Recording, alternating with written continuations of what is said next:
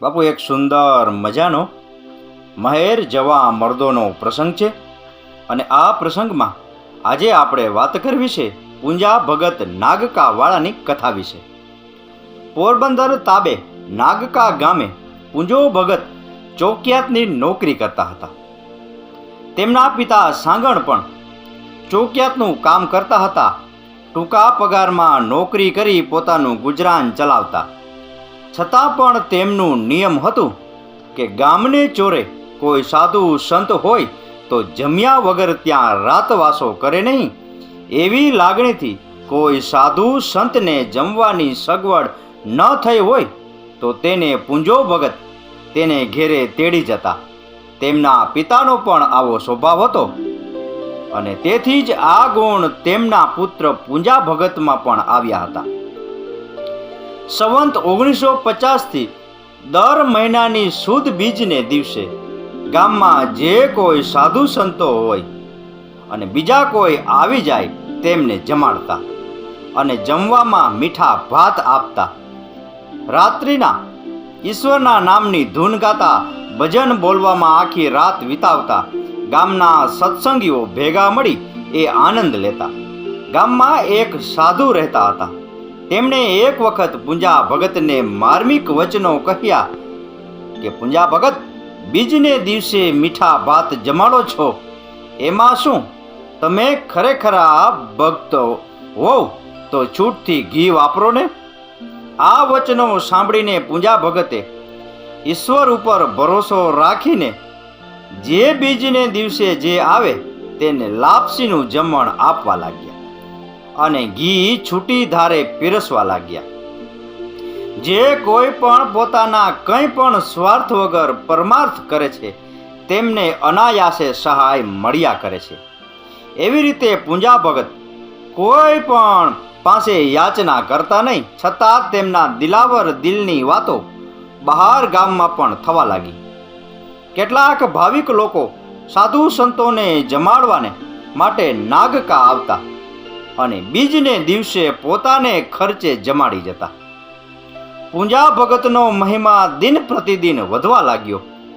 ગામના સાધુને ઈર્ષા આવી અને પૂંજા ભગતને મેણું માર્યું કે તમે લાપસી જમાડવાનું તો શરૂ કર્યું અને ઘી પણ ખૂબ વાપરો છો, પણ એ તે તમારા કોઈ સેવકો આપી જાય અને તમે વાપરો, એમાં શું નવાય? સાધુ મહારાજ, હું કોઈને કહેવા જતો નથી કે તમે આપો. કોઈ લાગણીથી અહીં દેવા આવે એ વાપરી નાખું છું. આમાં હું કંઈ કરતો નથી. કરવા વાળો તો સમર્થ પ્રભુ છે.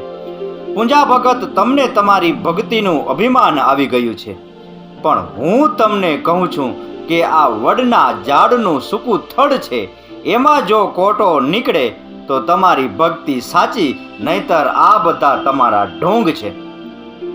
બાપલા, મારે ઢોંગ કરીને ક્યાં કોઈ પાસેથી લઈ લેવું છે?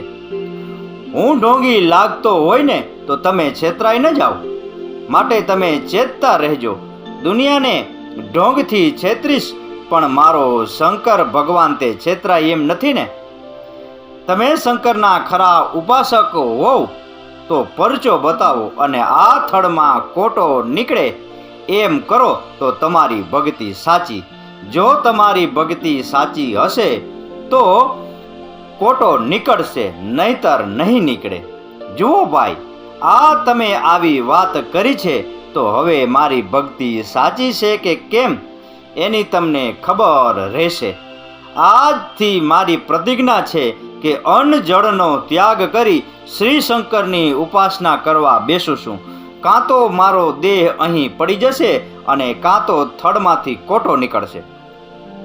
પૂંજા ભગત થડને પાણી નાખવાનું નથી હો ભાઈ. શુકલ થડમાંથી લોકો ભાંગી ભાંગીને લાકડાના કટકા વાપરવામાં લઈ જાય છે. એ સૂકું થડ એમ પાણી નાખીએ કોરશે નહીં. એ તો મારો વાલો દયા કરશે ને તો જ મારી લાજ રહેશે. પૂંજા ભગતે અન્ન અને જળનો ત્યાગ કરેલો. શ્રી શંકરમાં એનું ચિત્ત લાગી ગયું છે. દેહનું ભાન ભૂલાતું જાય છે. 2 દિવસ, 3 દિવસ, 4 દિવસ એમ 8મે દિવસે થડમાંથી કોટો નીકળ્યો અને સાધુએ તથા તેમના વિરોધીઓએ તથા ગામના માણસોએ પણ જોયું અને ત્યારથી સઘળાને પૂંજા ભગત ઉપર શ્રદ્ધા વધારે બેઠી અને બહાર ગામમાંથી અનેક શ્રદ્ધાળુ માણસો આવવા લાગ્યા. એ અરસામાં કાશી તરફના એક સંન્યાસી આવેલા. તેમણે આ વાત સાંભળી તેના માનવામાં આવી નહીં. તેમણે પૂંજા ભગતને કહ્યું, ભગત, આમાં કંઈ તે જાદુ નથી ને? આ ન બને તેવી બાબત છે, અને અમે તો ઘણા વર્ષોથી શ્રી શંકર ભગવાનની ઉપાસના કરીએ છીએ, પણ આવો ચમત્કાર અમારા જોવામાં આવતો નથી. સંત મહારાજ, આ કંઈ મેં કર્યું નથી. એ કરવા વાળો તો ત્રિલોકનો નાથ છે. કંઈ જાદુ હોય તો કાયમ માટે રહે નહીં. તમે અહીં રહીને ખાતરી કરો. સાધુ મહારાજ, તમે પણ ઈશ્વર ભજન કરતા જ હશો, પણ મારા વાલા, આ બાબત તો એવી છે કે જે ટેકને ખાતર કે ભગવાનની ભક્તિ ખાતર મરી ફીટવાને તૈયાર છે. એવું જ્યારે નક્કી જોવામાં આવે ત્યારે જ ભગવાન સહાય કરે છે. મનની દ્રઢતા વગર લાભ મેળવી શકાય નહીં. આ વડનો કોટો નીકળ્યો, ડાળીઓ થઈ અને વડ પૂજાવા લાગ્યો. તેની માનતા ચાલવા લાગી. જામનગર તાબે હાથલા ગામના રહીશ એક દરબારને પૂંજા ભગત ઉપર બહુ શ્રદ્ધા હતી. એક વખત પૂંજા ભગત પાસે આવ્યા અને વાત કરી કે, ભગત, વરસાદ થાય નહીં અને દુનિયા તો દુઃખી છે, શું કરવું? ભાઈ, એ તો સૌના કર્મનું ફળ સૌ ભોગવે, એમાં બીજો ઉપાય નહીં. ભગત, એ વાત તો તમારી સાવ સાચી, પણ દુઃખી માણસોને ખાતર તમે શ્રી શંકરની ઉપાસના કરી કૃપા મેળવો તો વરસાદ જરૂર થાય. લોક કલ્યાણ માટે આટલું ન કરો?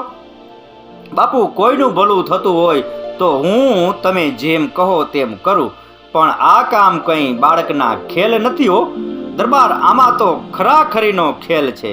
માટે જે વાત ભગવાનને આધીન છે એમાં આપણે હક કરી બેસીએ, એમાં સાર નહીં.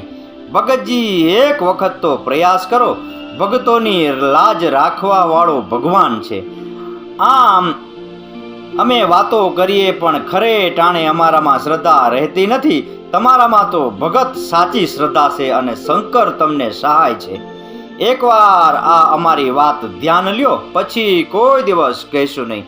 પૂંજા ભગતના મનમાં થયું કે માણસ જાત અને મૂંગા ઢોર માટે મારે દુઃખ વેઠવું પડે તો એમાં હું રાજી છું. લાજ રાખવા વાળો તો સમર્થ છે, એને આધારે આ કામ આદરું છું. જેવી ભગવાનની મરજી. પૂંજા ભગતે પરમાત્માના સ્મરણ ધ્યાનમાં ચિત્ત પોરવ્યું. એક જ ધ્યાન અને એક જ નામની લગણી, ન ખાવું કે ન પીવું, આવી રીતે 5 દિવસ વીત્યા. પ્રભુ દીનદયાળ છે, વરસાદ તો થવાનો હોય ત્યારે જ થાય, પણ ભક્તોની લાજ રહી જાય એવા સંજોગો મેળવી આપે છે. પૂંજા ભગતને પ્રભુ ધ્યાનમાં જોડાવવું અને વરસાદનું આવવું એ બધું એકી હારે કુદરત ક્રમ પ્રમાણે બની ગયું. હંમેશ પ્રભુના પ્યારા ભક્તોની તો પ્રભુ લાજ રાખતા જ આવ્યા છે. વરસાદ વરસ્યો, તેમાં પોતે નાહ્યા અને શંકરની પ્રતિમાને નવરાવી. રાવલ જામનગર તાબેના એક બાઈ તેના એકના એક જુવાન દીકરાના દર્દને દૂર કરવા માટે પૂંજા ભગત પાસે આવી. ભગતે કહ્યું, બેન, હું વૈદ નથી, તેમ કંઈ જંતર મંતરપણું પણ જાણતો નથી. હું તે પ્રભુ પાસે સાચા દિલથી પ્રાર્થના કરું છું કે તારા દીકરાને આરામ થઈ જશે. તું પ્રભુમાં વિશ્વાસ રાખજે. પૂંજા ભગત પોરબંદર તેમના શિષ્ય સોની વલ્લભભાઈને ત્યાં તેના અતિ આગ્રહથી જતા. પૂંજા ભગત મહેરનો મૂળ પોશાક પહેરતા. તેમાં ફેરફાર કર્યો નહોતો. પોરબંદર જવા આવવા એક સારી ઘોડી રાખી હતી. તેઓ રૂપાની મુદ્ર તથા ચાપડા અને પાવલી, બે આનીઓ જડેલી તલવાર રાખતા. તેમને 2 સાતીની એટલે આશરે 200 વીઘા જમીન હતી. તેમને સિદ્ધિ અને જેસો 2 પુત્રો હતા. સંવંત 1985માં પૂંજા ભગતનો કૈલાસવાસ થયો. તો બાપુ, આ હતો મહેર જવા મર્દો પૂંજા ભગત નાગકા વાળાની કથા વિશેનો પ્રસંગ. આ પ્રસંગ, આ કથા, આ વાર્તા પૂરેપૂરી સાંભળી એ બદલ આપનો ખૂબ ખૂબ આભાર. આપનો દિવસ શુભ રહે. મહાદેવ હર.